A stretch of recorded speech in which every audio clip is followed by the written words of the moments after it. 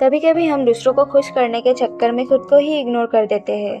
But एक point के बाद हमें खुद से ही एक क्वेश्चन पूछनी चाहिए, मैं हमेशा दूसरों की केयर करती हूँ, लेकिन क्या मैं कभी भी अपनी केयर करती हूँ? सेल्फ रेस्पेक्ट का मतलब एटीट्यूड या ईगो नहीं है। सेल्फ रेस्पेक्ट का मतलब अपनी वैल्यू समझना, खुद को भी उतनी ही इम्पोर्टेंस देना जितनी हम दूसरों को देते हैं। आज हम बात करेंगे ऐसे ही 5 सिंपल सेल्फ रेस्पेक्ट रूल्स के बारे में। तो चलिए वीडियो को स्टार्ट करते हैं। और हाँ, वीडियो को एंड तक जरूर देखना because number 5 is very important.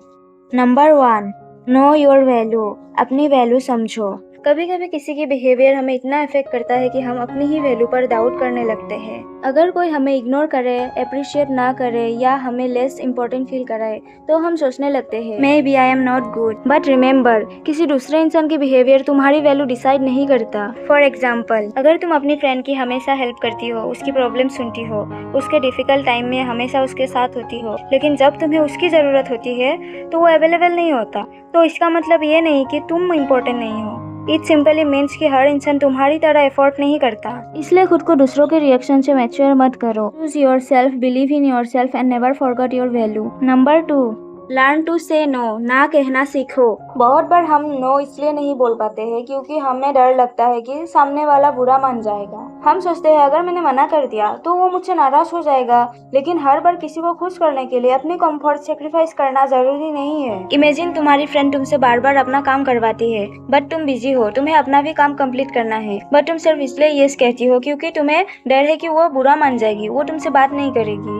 But तुम्हें अपनी बात रखने का पूरा हक है। तुम कह सकती हो I am sorry, I can not help you right now, I have something too important to finish.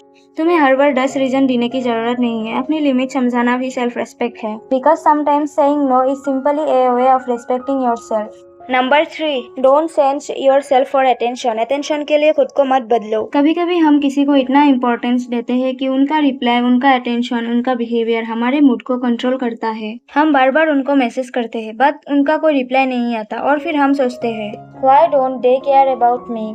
Imagine तुम्हारी एक फ्रेंड है जिसको तुम खुद ही मैसेज करते हो, बार बार तुम्हें कॉन्वर्सेशन स्टार्ट करती हो, तुम्हें उनका हाल पूछती हो और रिप्लाई लेट आने पर तुम बार बार चेक करते रहते हो मैसेज सीन किया है या नहीं, लेकिन तुम्हारी फ्रेंड तुम्हारी केयर और वैल्यू नहीं समझता। ऐसे सिचुएशन में बार बार उनकी अटेंशन पाने की कोशिश करने की बजाय अपनी एनर्जी वहाँ लगाओ जहाँ तुम्हारी प्रेजेंस और एफर्ट को जेन्युइनली वैल्यू किया जाता है। You should never have to lose yourself just to keep someone's attention.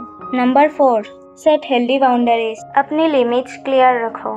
For example, अगर कोई बार बार तुम्हारे बारे में ऐसे जोक्स करता है जो तुम्हें जेन्युइनली हर्ट करता है, लेकिन तुम सिर्फ उस सिचुएशन को अवॉइड करने के लिए फेक स्माइल करते हो, ये जरूरी नहीं है। तुम सिंपली कह सकते हो I don't feel comfortable when you say things like that. Remember, being kind does not mean allowing people to disrespect you.